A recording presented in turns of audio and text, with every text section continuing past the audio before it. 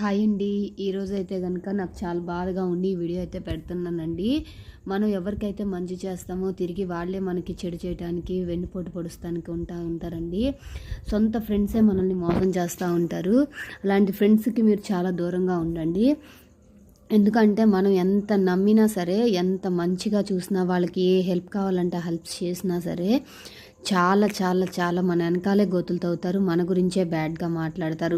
మన ముందు ఒక రకంగా, మనం లేనప్పుడు ఒక రకంగా మాట్లాడతారండి. అటువంటి ఫ్రెండ్స్ మీ లైఫ్లో ఉన్నారో లేదో నాకైతే కామెంట్ సెక్షన్లో కామెంట్ చేయండి.